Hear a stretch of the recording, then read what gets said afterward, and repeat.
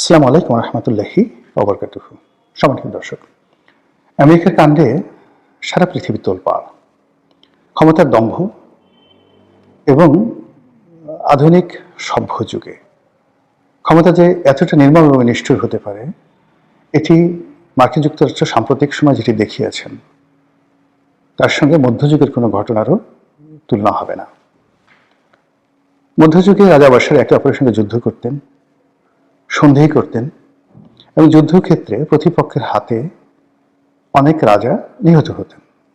সেখানে একটা যুদ্ধ হতো এবং যুদ্ধের ক্ষেত্রে এখানে সমতা একটা বিরাট ফ্যাক্টর ছিল, ভীষণ রকম ফ্যাক্টর ছিল।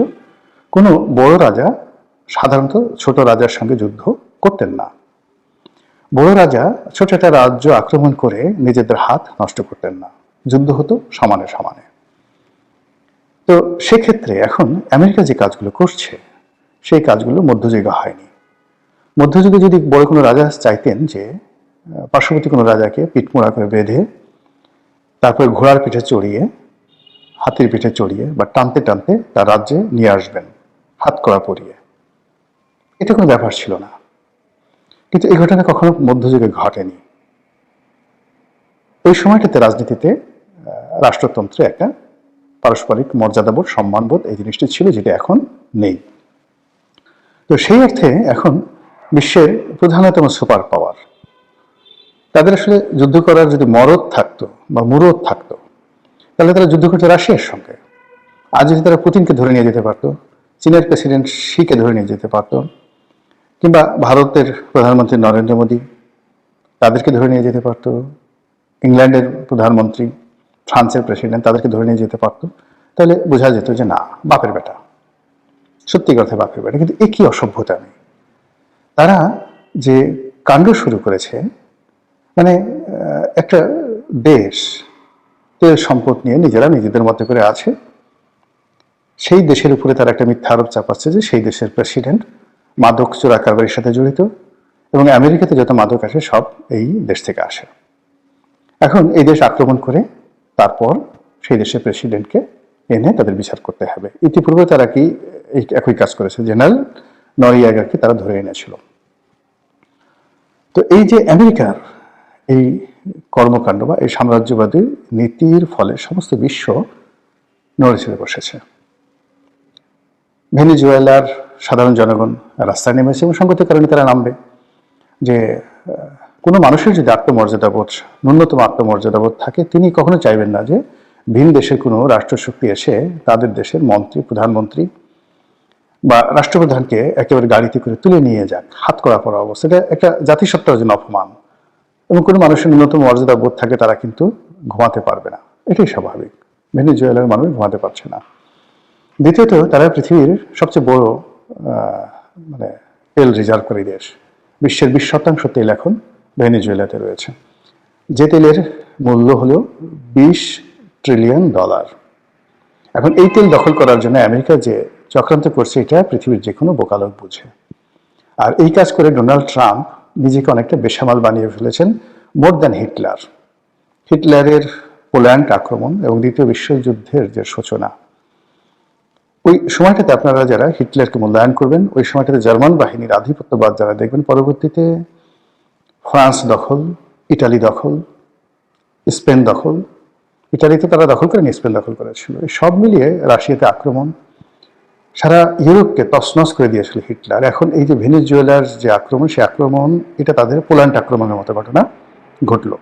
দ্বিতীয় বিশ্বযুদ্ধে পোল্যান্ড আক্রমণের মতো এই ঘটনা ঘটলো। এখন জনাব ডোনাল্ড ট্রাম্প যে সকল কথাবার্তা বলছেন, ইউরোপে সে ঝগড়া লাগাতে চাচ্ছে, কানাডার সাথে সে ঝগড়া করতে চাচ্ছে, মেক্সিকোর সাথে ঝগড়া বাঁধিয়ে দিতে চাচ্ছে, কলম্বিয়ার সাথে ঝগড়া বাঁধিয়ে দিতে চাচ্ছে এবং কিউবা থেকে শুরু করে অন্যান্য যে সকল দেশ আছে সকল দেশের রাষ্ট্রপ্রধানকে সে ধরে আনতে চাচ্ছে। ভালো কথা। তো আমেরিকার এই আধিপত্যবাদ যদি দক্ষিণ আমেরিকা, মানে ইউনাইটেড স্টেটস অফ আমেরিকাকে বলা হয় উত্তর আমেরিকা, আর তার অপোজিটে যে সকল রাষ্ট্র রয়েছে সেগুলোকে বলা হয় দক্ষিণ আমেরিকা বা ল্যাটিন আমেরিকা। তো সেই দক্ষিণ আমেরিকার দেশের সাথে যদি আমেরিকার গন্ডগোল হয়, সেটা আমেরিকা মহাদেশই থাকবে। কিন্তু তারা সেই প্রথম মহাযুদ্ধের পর থেকেই এশিয়াতে তাণ্ডব চালিয়েছে। প্রথমে মানে যাকে বলা হয় ফার ইস্ট বলতে যেটিকে বোঝা হয় দূরপ্রাচ্য, তারপরে মধ্যপ্রাচ্য, মানে দূরপ্রাচ্য বলতে ভিয়েতনাম, কম্বোডিয়া, এই অঞ্চলে তারা যে অপকর্ম করেছে, তারপরে এশিয়াতে আফগানিস্তানে তারা যে অপকর্ম করেছে, মধ্যপ্রাচ্যে তারা যে অপকর্ম করেছে, সেই অপকর্ম করে এই অঞ্চলকে লুটপাট শেষ করে তারা এখন তাদের যে নতুন যে থাবা তাদের নিজের প্রতিবেশীর উপর তারা দিয়েছে, দক্ষিণ আমেরিকার সেই ভেনেজুয়েলা, আর চেষ্টা করছে অন্য দেশের প্রতি দেওয়ার জন্য। এবং যখন একটা প্রাণী দেখবেন যে কিছু প্রাণী আছে, বিচ্ছুর যে বাচ্চা ও জন্ম নেয়, জন্ম নেওয়ার সময় তার মায়ের নাড়ি ভুড়ি খেয়ে তারপর শেষে পেটের ভিতর থেকে বের হয়, এই হলো বিচ্ছুর চরিত্র। তো সেই দিক থেকে আজকে যে আমেরিকা, সেই আমেরিকার আজকে এই পর্যায়ে এসেছে মূলত ইউরোপের ঘাড়ে ভর করে, এবং ইউরোপ যুদ্ধ করেছে দ্বিতীয় মহাযুদ্ধে, আর ফল লাভ করেছে আমেরিকা। তো এই যে আমেরিকার যে অকৃতজ্ঞতা বোধ, এখন সেই অকৃতজ্ঞতা বোধ দিয়ে তারা ইউরোপকে আক্রমণ করতে যাচ্ছে, এবং সেটা শুরু করতে চাচ্ছে ডেনমার্ককে দিয়ে। অন্যদিকে আমাদের ভারতের যে নরেন্দ্র মোদী, সেই নরেন্দ্র মোদীর উপরে সে খেপেছে, বেজায় খেপেছে। ভেনেজুয়েলার প্রেসিডেন্টকে ধরে নিয়ে যাওয়ার পর সে সংবাদ সম্মেলন করছিল, তো বিভিন্ন মানুষ তাকে প্রশ্ন করেছে বিভিন্ন বিষয়ে। কেউ কিন্তু ভারত নিয়ে কেউ কোনো প্রশ্ন করেনি, সে নিজেই উদ্যোগী হয়ে, আপনার সেটা দেখবেন সংবাদ সম্মেলন, অবাক করার ঘটনা। এটা মধ্যযুগের পাগলা রাজারও এই কাজ করতেন না, আলাউদ্দিন খিলজিও কখনো এই ধরনের কাজ করতেন না। তো সে সাংবাদিকদেরকে বলছে যে ভারত সম্পর্কে আমাকে জিজ্ঞাসা করো। তো একজন জিজ্ঞাসা করছে ভারত সম্পর্কে, তখন সে বলছে যে ভারতের প্রধানমন্ত্রী মোদীর তার উচিত ছিল আমাকে খুশি করা। বক্তব্যটা চিন্তা করেন যে তার উচিত ছিল আমাকে খুশি করা, কিন্তু সে সেটা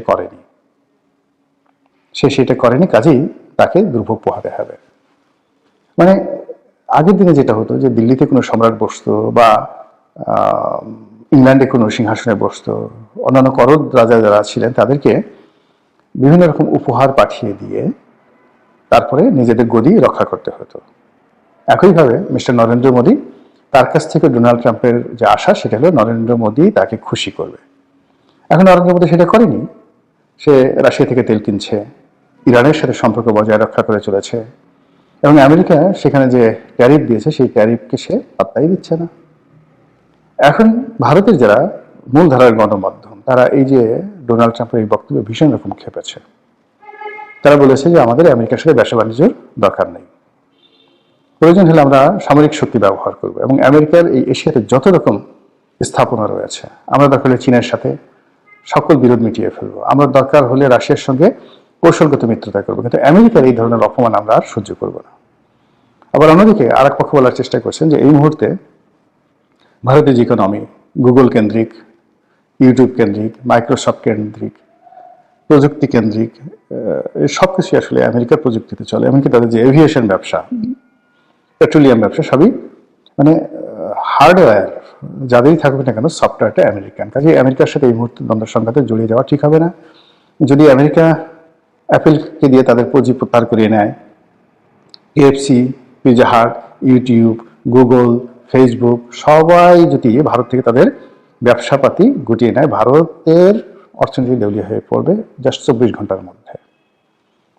তো এই যে হুমকি, সেই হুমকির প্রেক্ষিতে এখন এই যে হুগো স্যাভেজের মানে যাকে বলা হয় মাদুরোর পরে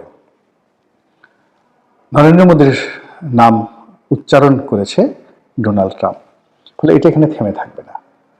এবং ডোনাল্ড ট্রাম্প যখনই যে কথাগুলো বলেছে, যে পাগলামিগুলো করেছে, আপনি গিয়ে দেখুন তার সেই প্রথম টার্মে সে যে ক্ষমতা এসেছে তখন থেকে আজ অবধি তার প্রতিটি কথায় কিন্তু ধারাবাহিকতা আছে। সে কিন্তু ভালো হোক মন্দ হোক, আমেরিকা ফার্স্ট বা সে যে কাজগুলো করতে চেয়েছে, যে যুদ্ধগুলো করতে চেয়েছে, যে যুদ্ধ বন্ধ করতে চেয়েছে, সে সেটা মিন করেছে এবং করেছে। তো কাজে ভারতের সঙ্গে তার যে এই সম্পর্কটি, সেই সম্পর্কটি আগামীতে ভালো যাবে না।